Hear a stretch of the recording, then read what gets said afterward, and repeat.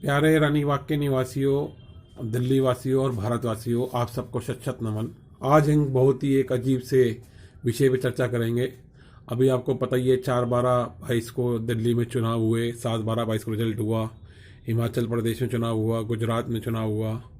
आप परिणाम भी आप सबने देखे ही हैं। मैं साथ ही ये बात करना चाहता हूँ कि मैं कुछ लोगों से मिला पिछले 30 दिन तक। लगातार मैंने कई कार्यालयों को, पार्षद ऑफिसों को, सब जगह दौरा किया। तो मैंने लोगों से पूछा 7/12/22 को कि जब लोग कह रहे थे कि दिल्ली के अंदर कोई कह रहा था कि एमसीडी की पार्टी आ गई है, एमसीडी भारतीय जनता पार्टी जीत गई है, कोई कह रहा था आम आदमी पार्टी जीत गई है, कोई कुछ कह रहा था। तो कांग्रेस कह रही थी कि हमने आम आदमी पार्टी को हरवा दिया क्योंकि हमने और हमारा इनका जो वोट बैंक था, हमने इनको वोट काटने में सफल रहे। तो जब पूरा बात, तो चुनाव सबको पता ही है कि 134 सीट जो है आम आदमी पार्टी को मिली है दिल्ली के अंदर, और एक तरीके से विजय श्री उनको प्राप्त हुई है दिल्ली के एमसीडी चुनाव के अंदर। और 104 सीटें second runner Bharatiya Janata party रही है, और 9 कांग्रेस के खाते में गई हैं और 3 निर्दलीय हैं। अब साथ ही मेन बात क्या है कि हाँ, मैं बताना चाहता हूँ। तो मैंने उन कार्यकर्ताओं से पूछा, मैं पोलिंग वाले दिन उन पे टेबलों पर भी गया, तो उनसे बात हुई।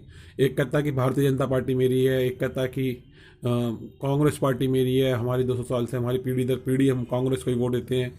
कुछ आम आदमी पार्टी के वालों ने कि हमारा कट्टर वोट है, आम आदमी पार्टी को ही जाएगा। तब मेरे को ये समझ में नहीं आ पाया। मैंने उनसे सवाल पूछा कि जब तुम पिछले 20 दिन से इन कार्यालयों के अंदर सुबह का नाश्ता, सुबह की चाय, दिन का खाना, शाम की चाय, कॉफ़ी, रात की रोटी यहीं खाते हो कार्यालय के अंदर, और जब पदयात्राएँ होती हैं वहाँ खाना पीना करते हो, तुम अपने घर से कितनी बार खाना बना के लाया? उन कार्यकर्ताओं से मैंने पूछा।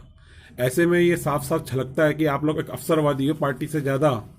आप इस चीज़ को बताओ कि आपके घर में आप पूरे साल खाना खाते हो, अपने रिश्तेदार कोई आता है तो उसके लिए खाना भी पैक करके आते हो, ऑफिस में जाते हो तो फ्रेंड्स के लिए भी लेके आते हो, जन्मदिन सेलिब्रेट करते हो।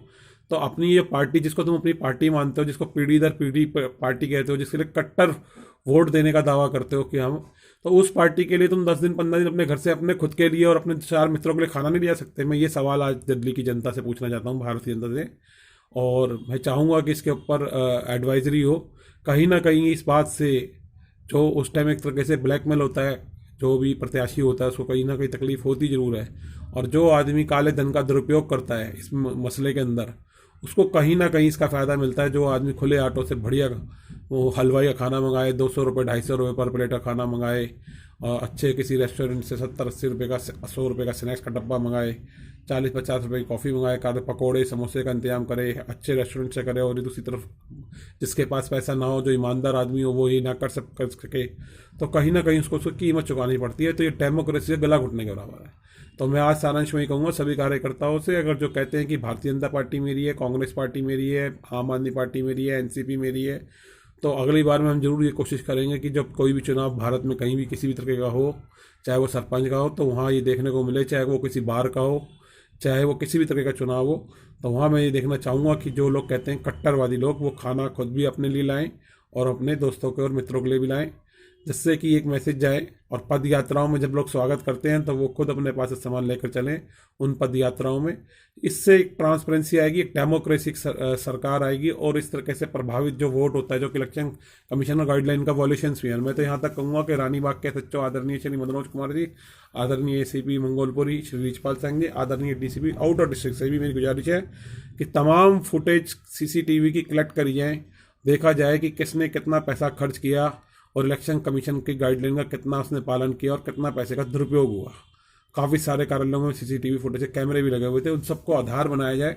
और अगर ये पैसों का दुरुपयोग हुआ है तो इसके ऊपर संबंधित प्राथमिकी यानी कि एफआईआर दर्ज करी जाए, और देखा जाए कि आगे वाले भविष्य में ये चीज़ कैसे सुधरे और इलेक्शन गाइडलाइन का विवालेशन और डेमोक्रेसी का किसी तरह से गला न घुटे। इसी से विराम देते हैं। जय हिंद, जय भारत, जस्टिस क्रांति जिंदाबाद। अगर मेरी बात बुरी लगी हो तो मैं आप सबसे क्षमा प्रार्थी हूँ, और अगर सही लगे तो मैं चाहूँगा कि अगले इलेक्शन तक इसका असर देखने को मिले। जय हिंद, जय भारत।